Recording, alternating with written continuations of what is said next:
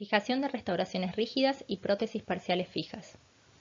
En el módulo anterior, en la clase de generalidades de fijación, exploramos los factores que determinan la selección de un medio de fijación y a modo introductorio vimos distintas clasificaciones.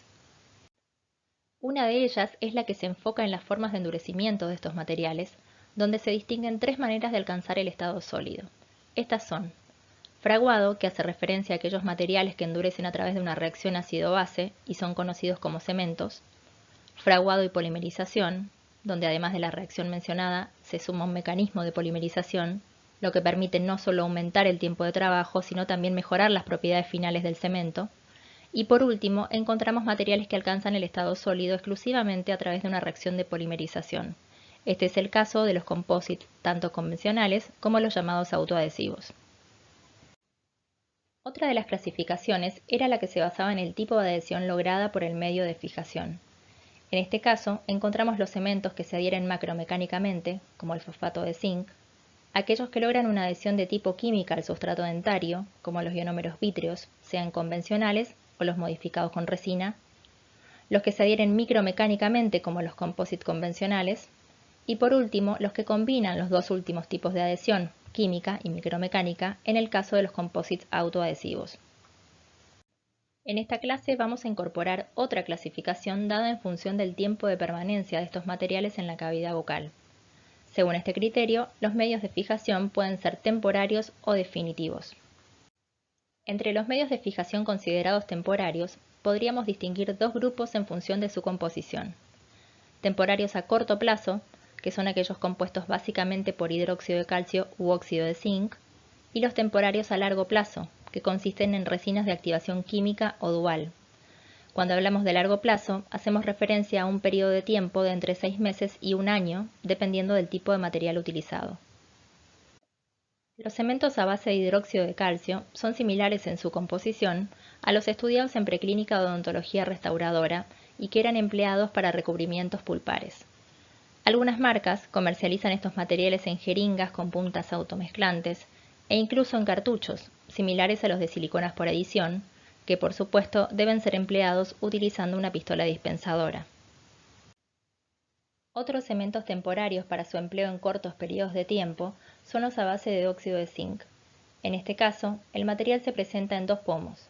Uno de ellos contiene la base de dicho óxido, mezclado con resinas naturales y oligómeros, mientras que el pomo del catalizador, además de presentar estos dos últimos componentes, contiene un activador que es usualmente el acetato de zinc.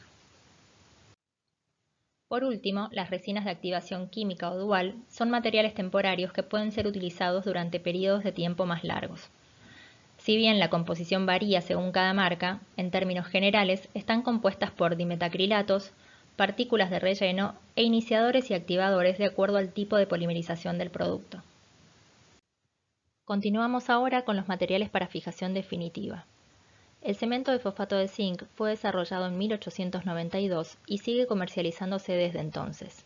Químicamente es un cemento, por lo tanto endurece a través de una reacción de fraguado, y el tipo de adhesión alcanzada es macromecánica. En el polvo se encuentra la base, que está representada aproximadamente en un 90% por óxido de zinc, junto con un 10% de otros óxidos, fundamentalmente el de magnesio.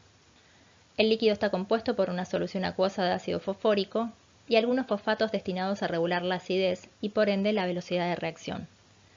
Repasemos entonces los aspectos vinculados a su manipulación, que fue parte de uno de los trabajos prácticos realizados en Preclínica de Rehabilitación 1. Así como los demás cementos, el instrumental requerido consiste básicamente en una espátula metálica de hoja larga y flexible y una loseta de vidrio, que en este caso debe tener un espesor de 2 centímetros.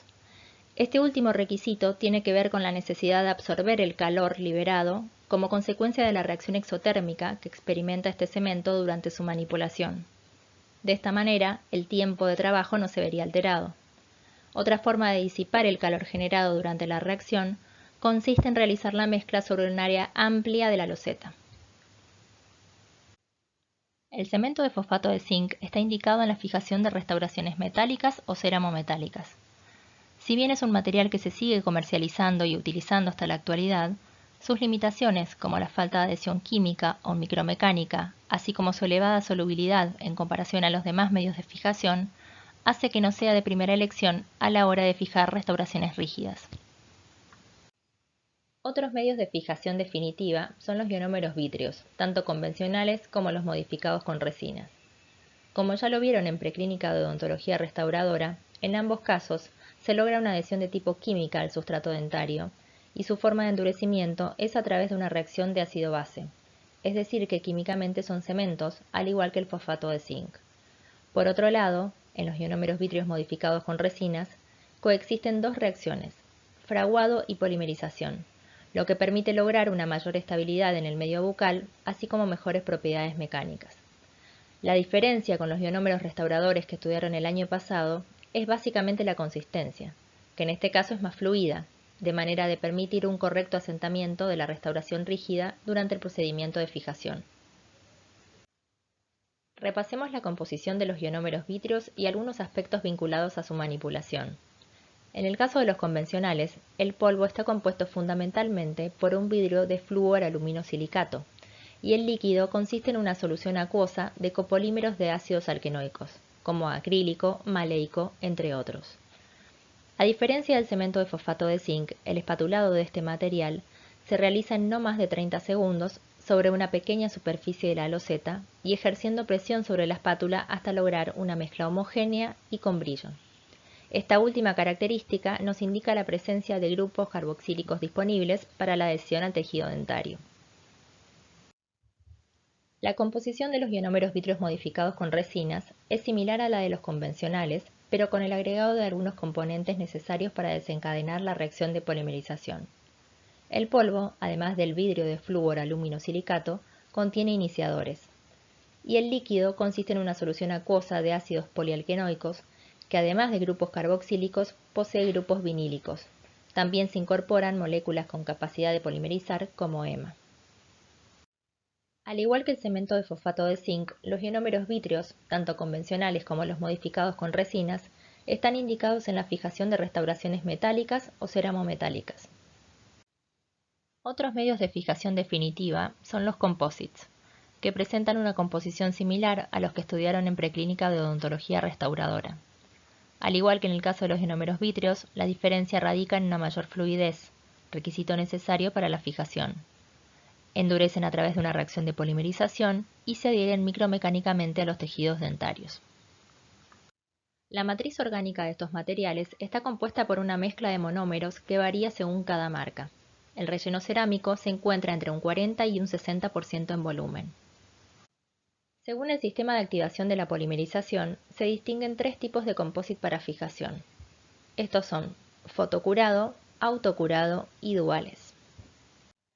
Los composites de fotocurado requieren del uso de algún sistema adhesivo para ser colocado previamente, tanto en el sustrato subyacente como en la restauración a fijar. Al igual que en los composites para restauraciones directas, con excepción de los conocidos como Bullfill, la profundidad de curado es de 2 milímetros.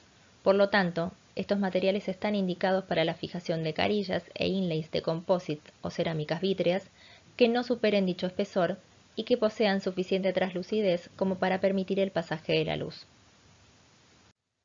Tanto los composites de autocurado como los duales están indicados en la fijación de restauraciones de composite, cerámicas de silicato o disilicato de litio y circonia, y también en metálicas o ceramometálicas. La mayor parte de estos materiales se comercializan en navíos que contienen sistemas de primers, que deben ser mezclados y luego utilizados para el tratamiento de distintos sustratos como paso previo a la colocación del composite, de manera de asegurar una correcta adhesión. Los composites autoadhesivos son medios de fijación que consisten en polímeros con carga cerámica diseñados para adherirse a los tejidos dentarios sin la necesidad de realizar ningún tratamiento previo del sustrato. Además, según su composición, tienen la capacidad de adherirse a materiales como cerámicas y aleaciones metálicas. Endurecen a través de una reacción de polimerización y logran adhesión de tipo química y micromecánica. La composición de estos materiales es similar a la de los composites convencionales para fijación, es decir, están compuestos por una matriz orgánica y un 40 a 60% de relleno cerámico en volumen. La diferencia fundamental radica en la presencia de monómeros con grupos funcionales ácidos, que son los responsables de interactuar con distintos sustratos para lograr la adhesión de tipo química y micromecánica antes mencionada. Estos grupos funcionales ácidos pueden ser carboxílicos, como el 4-meta, o fosfóricos, como el 10-MDP, fenil-P, entre otros. La mayor parte de los compósitos autoadhesivos endurecen a través de una reacción de polimerización, de activación química o dual. Cuando el material es de autocurado, contiene generalmente un sistema de iniciación-activación compuesto por hidroperóxido de ecumeno y benzoiltiourea, mientras que los que endurecen a través de una reacción dual contienen iniciadores como cánforoquinona, TPO o una combinación de ambos, y una amina terciaria, usualmente etil-dimetilaminobenzoato. Como ya fue mencionado, los monómeros con grupos funcionales ácidos son los responsables de interactuar con los distintos sustratos.